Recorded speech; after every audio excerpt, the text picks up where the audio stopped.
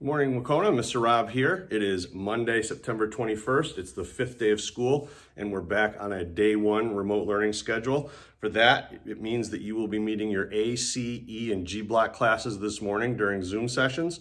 And then this afternoon, during asynchronous learning time, you will be working on your asynchronous assignments for your B, D, and F block classes, which you will meet again tomorrow. Just a quick reminder that the week ahead view is now available in PowerSchool. If you go into PowerSchool and go into the navigation bar on the left-hand side, click on My Schedule and two tabs will appear at the very top, Week Ahead and Matrix. If you look at Week Ahead, we've got everything stacked up for you every day in terms of what you need to do for Zoom sessions. So check that out. We will keep that available to you for the remainder of remote learning.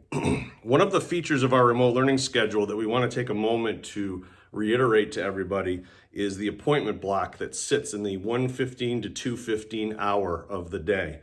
This is time for you to schedule an appointment with one of your teachers if you need extra help or if you need clarification on something, and we encourage you to do that. But it is also a time for your teacher to actually pull you in for extra help. So you may be in a situation where your teacher may pull you and a few of your classmates in and say, look, I want to meet with you from 1:15 to 1:25 to review some sort of problem or some sort of issue you may be having with the asynchronous or synchronous learning that you've been engaged in. The whole idea is to provide you extra help and extra support while we're in the remote learning phase. So just keep that in mind. The 1:15 to 2:15 block, make use of it. Our teachers will start making use of it a lot more as well. Quick reminder to our seniors. We sent an email out to you last night about something called the FAFSA. That is a term that you should become very familiar with. It stands for the Free Application for Federal Student Aid. It is a big deal. It is something that you should pay close attention to as you start looking at colleges and planning ahead for what your life is going to be like after graduation. So please take a moment to read the email carefully. We will be sending that information out to your parents in the Wahconah Wednesday message as well. Reminder to National Honor Society folks, juniors and seniors whose GPAs make them eligible to apply for the Wahconah chapter of the National Honor Society. You have received an email with information about a prospective member Zoom session, Zoom meeting. Please fill out the form that was sent to you by Friday, September 25th. If you have any questions or concerns, you can email Mr. Dahari or Ms. Shannon. Once again, that is for students who are eligible for NHS. Those students already received an email from Mr. Dahari and Ms. Shannon. Now that concludes the announcements for today, but I do want to take a moment. We promised you last week that we would start giving you a sneak peek as to what the hybrid return to school is going to look like on October 5th. So I'm going to kind of move away a little bit, and I'm going to give you a moment to take a quick look. I am in room A9. This is Ms. Donovan's room. She's one of our English teachers and our English coordinator.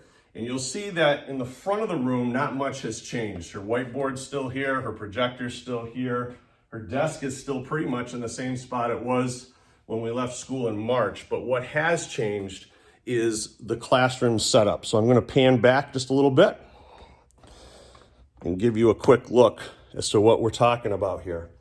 Every classroom in Wahconah has at least 12 desks in it, every general ed classroom. These desks are spaced apart, 6 feet apart, front and back and side to side. Every Wahconah classroom holds at least 12 desks. Some hold up to 15. It's important to understand that the reason why we had to split into cohorts was because of the social distancing guidelines that the state gave us. So what does that mean? Well, Ms. Donovan, if you have Ms. Donovan or any classroom like this, she'll have a cohort of hopefully 12 or less that she can fit in here. But if for some reason she has a cohort of 13 or more students, that's going to trigger a movement. And that's going to require her to move to a different room to teach her cohort. So what rooms are a little bit bigger at Wahconah? The rooms that hold over 12 students and up to 15 are P1, P2, A25, 26, 27, 28, 29, B15, B16, and B17. Now, for those of you that are new to Wahconah, that doesn't mean much to you. For those of you that went to Wahconah last year, you probably got an idea of what we're talking about. Those classrooms that I just listed have the capacity to hold more than 12 students, possibly up to 14 or 15. What if your cohort's bigger than 15? Well, we have some, and that means they're most likely going to end up being taught in the cafeteria. We have student desks in the cafeteria, and we'll show that to you a little bit later this week. So this is just a glimpse. It kind of looks like the 1950s. This isn't the way teaching is headed. This is certainly not the way we designed the new Wahconah. But the fact of the matter is, students will be spaced 6 feet apart, front and back, facing forward, masks on, during their hybrid learning at Wahconah. So this just gives you a little bit of a glimpse as to what we're looking at. We're going to give you more of a sneak peek tomorrow and in the remaining days of the week. And later on, next week, we're going to send out some full-length videos for both you and your families to watch so that you get a real feel as to what hybrid learning is going to be like at Wahconah starting October 5th. That's it. Take care. Have a great day.